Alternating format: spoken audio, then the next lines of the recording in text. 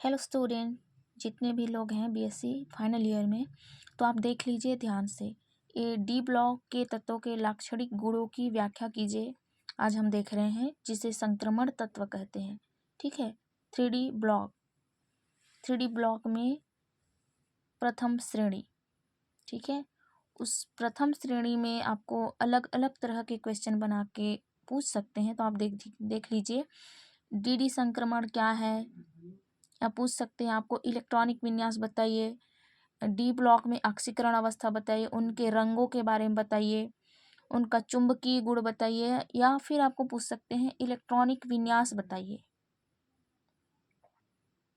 देखिए एक ही क्वेश्चन को अलग अलग तरह से पूछ सकता है यूनिवर्सिटी।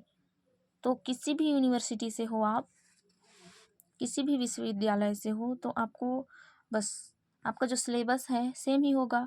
तो आपको याद रखना है डी ब्लॉक के तत्व क्या होते हैं। ठीक है। आपने 10th क्लास से लेकर 11th क्लास में बहुत अच्छे से पढ़े होंगे, 9th में थोड़ा कम। तो क्या होता है आप इसे देखिए, पढ़िए। ठीक है। देखो जो डी ब्लॉक होता है, एस ब्लॉक और पी ब्लॉक तत्वों के मध्य डी ब्लॉक के तत्व पाए जाते हैं। ठीक है।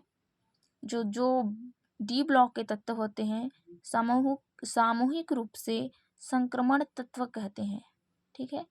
माफ कीजिए, उच्चारण के टाइम कुछ गलतियां हो जाती हैं।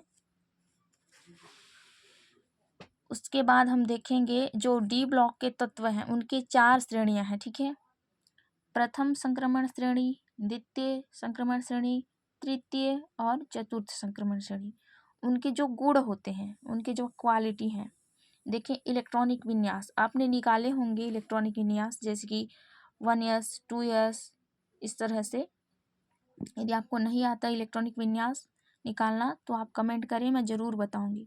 ठीक है। उनके बाद उनके धात्विक गुण किस तरह से हैं, तो क्या होते हैं, वो चमकदार होते हैं, आघात वर्धे होते हैं, ठोस भी होते हैं। मरकरी अपवाद है, मरकरी जिसे Hg या पारा कहते हैं। ठीक है। इसमें कॉपर, गोल्ड और एल्यूमिनियम सर्वश्रेष्ठ होते हैं, इनका ये जो गुण है। ठीक है। अब देखिए परमाणविक तथा आयनिक त्रिज्याएं, ये तो आया नहीं है वैसे इसको लिखने के लिए कभी। देखिए जो 3D तत्व होते हैं, scandium, titanium, vanadium, chromium, manganese, फेरी, कोबाल्ट, निकिल, इस तरह से है। ठीक है। जिंक, ये सब कुछ है। एलेंथिनियम, हैफनियम। ठीक है। इस तरह से है। अब गलनांक तथा क्वथनांक हम देखेंगे आगे। जो संक्रमण तत्व है मतलब डी ब्लॉक, इनके गलनांक तथा क्वथनांक अत्यधिक उच्च होते हैं, मतलब 1000 डिग्री सेल्सियस से ऊपर होते हैं।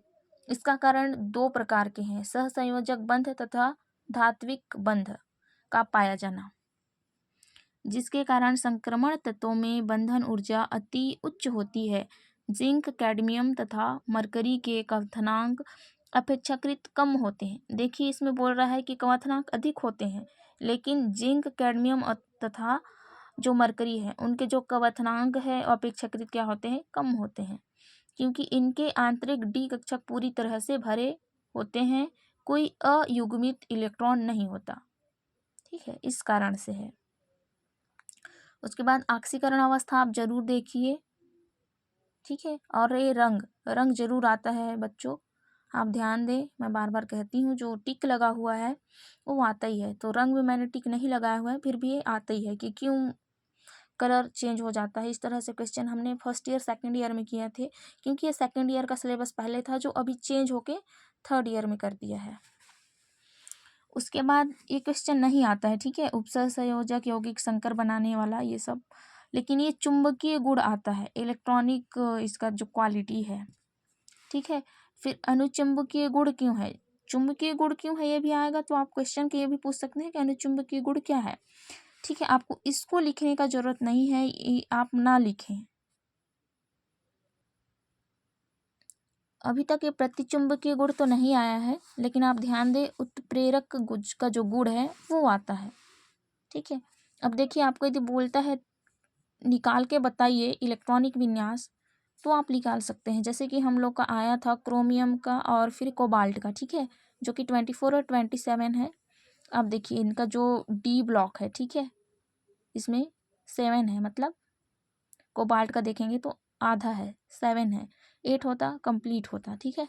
वैसे क्रोमियम का देखिए डी ब्लॉक 5 है, तो क्यों है, ऐसा क्वेश्चन पूछ सकते हैं, ठीक है। चलो बहुत बहुत धन्यवाद, आप यहाँ तक हैं मेरे साथ। आगे के वीडियो भी आते रहेंगे ऐसे ही।